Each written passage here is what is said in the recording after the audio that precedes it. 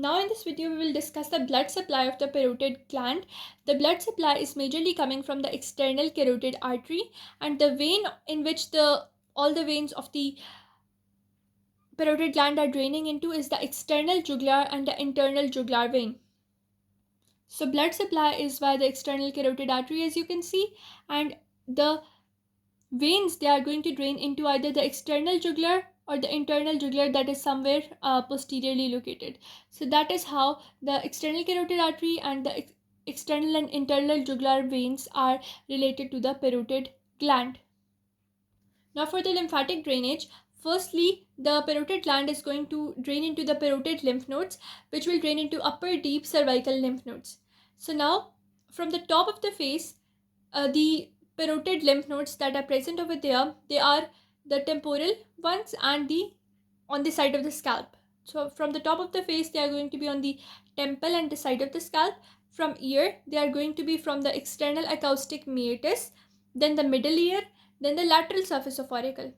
From the cheek, the parotid nodes are going to be present at the parotid gland and the upper part of the cheek. And in the eyes, the parotid nodes will be at the parts of eyelids and orbits, majorly related to the orbicularis oculi muscle. From all these regions, from the eye, from the ear, from the cheek, from the top of the face, that is temple and side of the scalp, all of these will drain into the parotid nodes. These are actually the parotid nodes, and the parotid nodes will then drain into upper deep cervical lymph nodes. With that, we are done with the lymphatic drainage. Now we are going to discuss the nerve supply. First of all, we will discuss the sensory nerve supply. The sensory nerve supply is majorly coming from the auriculotemporal nerve. What is the auriculotemporal nerve? The nerve that is related to temple and the ear. So it majorly supplies the sensory supply. But the parotid fascia, which is a double laminar fascia, it is actually supplied by great auricular nerve, that is C2, C3. So sensory supply of the gland is from the auriculotemporal nerve, but for the fascia is from the great auricular nerve.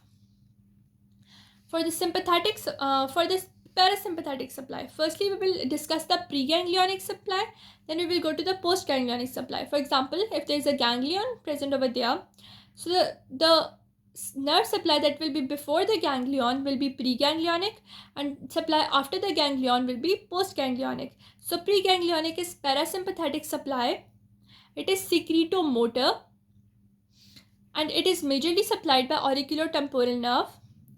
It majorly begins in the inferior salivatory nucleus. From it moves into the glossopharyngeal nerve or the ninth nerve. From the glossopharyngeal nerve, it moves by the tympanic branch to the tympanic plexus, from where it enters the lesser petrosal nerve, from where it goes into the otic ganglion.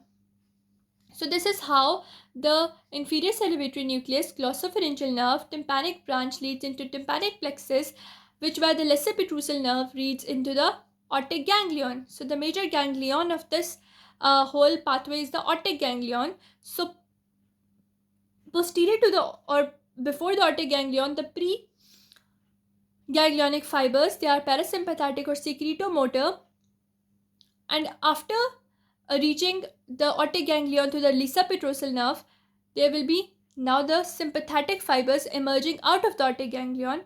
These sympathetic fibers are postganglionic fibers. They are vasomotor fibers that actually means that they are around certain vessel and they are motor in their function. So they are derived from fibers. These sympathetic fibers, they are derived from a plexus that is present on the middle meningeal artery. Then they start from the lateral horn of T1 of the spinal cord. They synapse at the superior cervical ganglion, and the postganglionic fibers, they go into the external carotid artery and the maxillary artery. Because these are vasomotor fibers, they are derived from the vessel and they have to innervate certain vessel by their vasomotor action. So derivation is from the middle meningeal artery, and they synapse majorly in the superior cervical ganglion, but they are going to have their vasomotor action on the external carotid artery and the maxillary artery. So this is how the sympathetic supply of the parotid gland takes place. The parasympathetic supply has also been discussed. The sensory supply has also been discussed. Now we will discuss certain clinicals related to it. Also, you can understand the whole principle of preganglionic and postganglionic fibers with this. Now, as I told you, the preganglionic fibers, which are parasympathetic fibers, they will begin with the inferior salivatory nucleus, which via the glossopharyngeal nerves through the tympanic branch leads into the tympanic plexus. The tympanic plexus goes into the lesser petrosal nerve, through which it goes into the aortic ganglion. After the aortic ganglion, there is this auricular temporal nerve given off.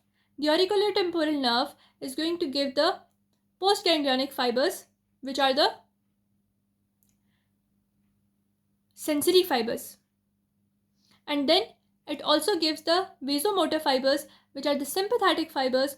They are also postganglionic, but they go around the middle meningeal artery and majorly supply the external carotid artery and the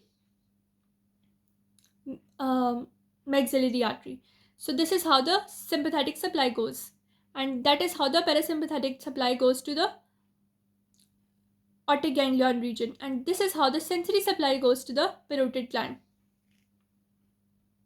Now, what is a parotid abscess? It may be caused by spread of infection from the opening of parotid duct in the mouth cavity. As I told you, the parotid gland has this parotid or Stenson's duct which opens into the second molar tooth. So through this, the parotid gland abscess can move into our mouth.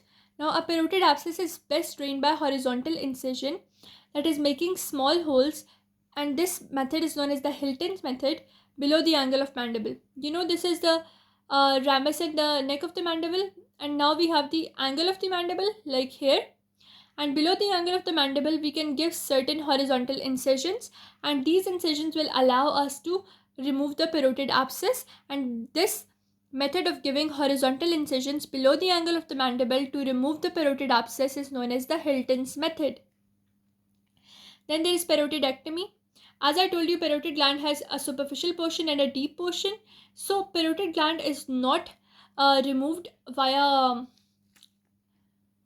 during surgical removal or parotidectomy. What will happen that firstly we will remove the superficial portion, then we will remove the deep portion to prevent the facial nerve from being damaged.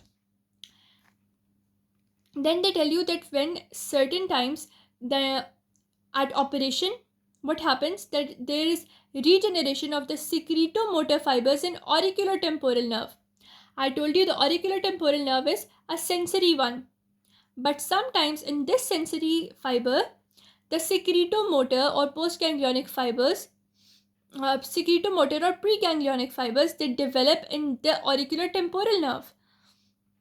When these secretomotor fibers will develop in the auricular temporal nerve, what will happen whenever there will be stimulation of the sweat glands, there will be hyperemia, there will be excessive sweating, there will be excessive salivation, there will be redness in the area supplied by the nerve.